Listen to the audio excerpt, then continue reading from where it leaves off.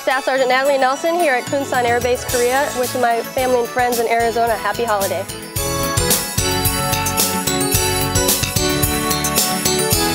AM Arizona, and we welcome and thank you for watching us at 10 a.m. every morning. We're live until 11.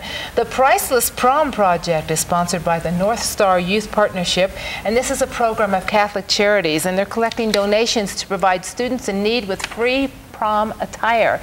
Now the group needs new or gently used formal dresses, suits and tuxedos, dress shoes for guys and gals, purses and jewelry. Collection of donated items will continue through late February. Now if you don't have an old prom dress or a new prom dress to donate, they will take money and they will purchase.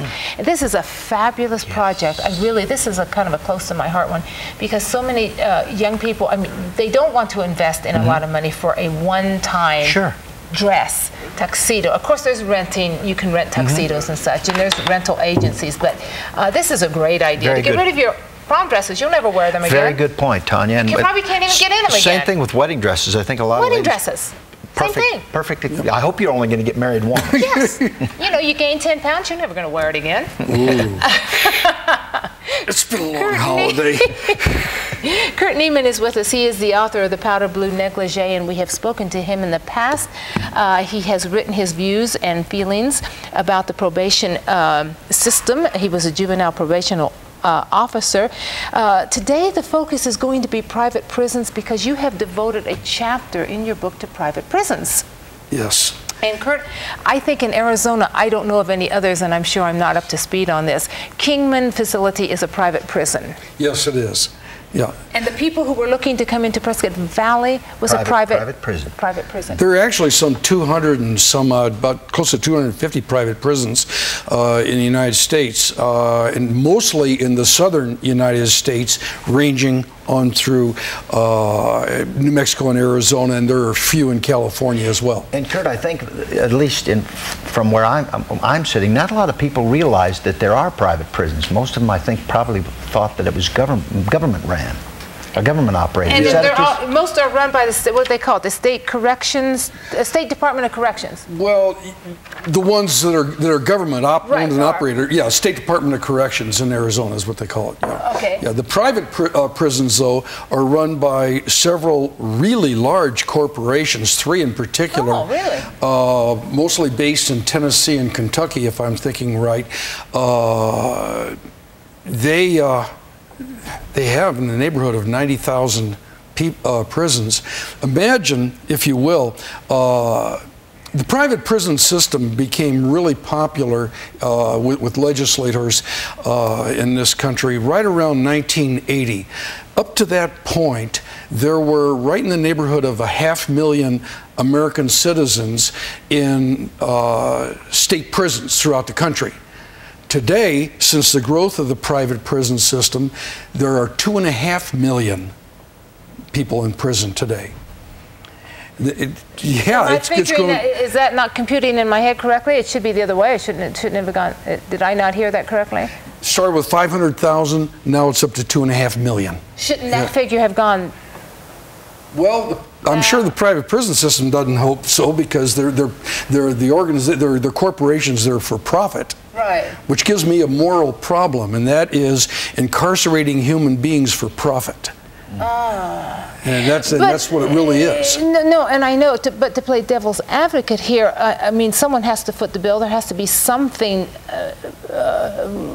realized from doing what you do. The State Department of Corrections obviously realizes something from their prisons, do they not? Or is it all money put in? Yeah, government is not a for-profit. No, I know it's not a might have noticed that. No, it's not for profit, but still, we have people working there. It's a place where people are employed. Yes. Yeah. Okay. But the corporations that run the private prisons do a bottom line. Yeah, it's a for-profit. They have board members and stockholders to answer to, and those stockholders expect profit. But now, why do you not feel that we should incarcerate people for profit? It just offends me morally. I think we should incarcerate people, particularly really bad guys. We should. Doing it for profit just kind of it strikes me as a wrong thing. Kurt, let's get down to the to actually operating the prison. In your experience, who operates the prisons better, private or government? And I guess there's a lot of different aspects in that, but what is your opinion on that? Well, I believe that the government-run agencies are better run. Now, that would be a first. Boy, it's almost a toss-up. You know, well, you may remember from reading my book that I ran a juvenile justice detention academy for a number of years before I retired. So you're involved in a lot of training. Yeah, training is a major thing with me. It really is. And training tends to be the stepchild of any organization, government or profit. Okay, when I was a rookie and I went in my first detention facility, I was told, here's your key, here's your badge, watch the way the other people work. And that was in That was your training? In 1969, oh, absolutely. Okay. Absolutely. Today, it's a way different thing. My suspicion is, and there's a number of other studies done nationally that verifies this suspicion, is that training is really a stepchild with the private prison system. As a matter of fact, if I'm remembering correctly, the person that operates the Kingman system stated publicly that his staff just wasn't equipped to and wasn't prepared to handle the kinds of prisoners that were being sent up there vis-a-vis the two murderers that escaped. Okay. It takes a special kind of person, it takes a special kind of training, and you... But couldn't those two people have escaped from a state prison also? Oh, absolutely. Years ago from Florence, there were the Randy Greenewalt and the Tyson Greenewalt. Exactly. Sure. Kurt, how many escapes are there in the United States of America? I know it's frightening when people think about a prison in their neighborhood. Is there a statistic that you can quote? How many actually escapes in a year? It's going to be a very, very small percentage, and I can't quote you an absolute figure. It's been axiomatic, though, in my field, that when a prisoner escapes, the people in the nearby community really have little to worry about, because he's going to get out of there as quickly as he possibly can. But I think what people are opposed to when a prison is proposed to come into their community is the overall total atmosphere it brings. And the corollary to that, though, is with the small communities that have been the targets in Arizona, that have been the target of the private prison industries, it's an economic boon, because there's all these people that are going to be hired. And I remember one quote I have in the pile of documents that I have about private prisons, and I emailed you some resources as well. One of the statements was, and this was, I think it was from our own Representative Rios, if I'm thinking correctly. Well, you know, it's really been a great boon to our community. Now instead of working in the fields, they can work in the prisons. Well, to me, if you get the connotation there, it's great.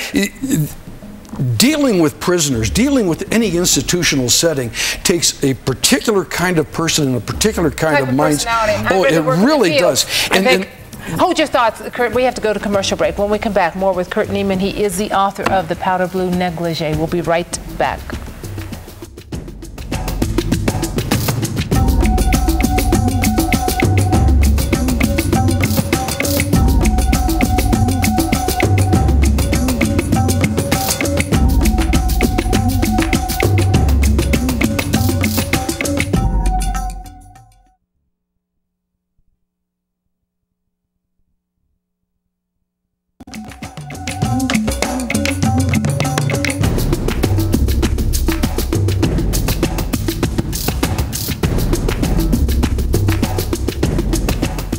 Tanya, in this new year, you can flush away your blues, and we can help you flush those away. We've got a wonderful contest happening right now on AZTV. Flush Away 2010 contest. Win a new toilet, free installation, 1-year plumbing service contract. All you have to do is watch Frasier at 9 p.m. There's a code word. Take the code word, go to AZTV.com for your chance to win a brand new toilet. Yeah, you know what? We want a brand new toilet. This is not a used one, folks. Benjamin Franklin toilet can be yours for the new year. What a way to start the new year. You can sit on your toilet. Flush away the old year. Flush away the old year and bring the... Kurt, of course, we're talking with Kurt Niemann, the author of Powder Blue Negligee. And what we're saying at the break, there's so many in-depth things with prisons, private or federally run. And Tanya made a very good point and has a good idea. Let's put them out on an island somewhere. And what do you think of that idea? Well, you still need to have somebody that's going to be watching them, or you're going to have the foxes guarding the foxes, sort of thing. Wow. The issue with people in authority, and I would suspect this would run from anywhere from a corporate head to a corrections officer.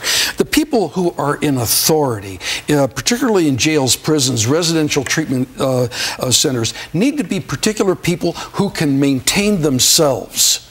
Okay, who don't have a need to constantly be screaming at somebody, I'm the guy in charge and don't you forget it. Because that kind of thing simply generates turmoil.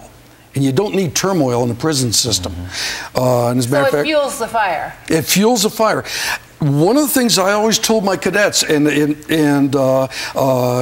is axiomatic, is 9 times out of 10, when a detention officer is in a physical conflict with someone who is in jail, an inmate, it was either begun by or participated by or it was accelerated by the detention officer. So if you remain calm, the situation will 9 times out of 10 remain calm. The key to it is being able to maintain yourself. Know who you are. It takes a lot of training, it takes specialized training, and it takes a particular kind of person to train who doesn't need to constantly be leading with his ego. So Kurt, obviously they need psychological tests. Are there psychological tests as they come into this? Because to your point earlier in our conversation, many people just, they show up, there's not much of a screening, and then they just put a guard uniform on them and away they go. They used to do that with, now, is there screening, just not much training? The screening process, I imagine, is...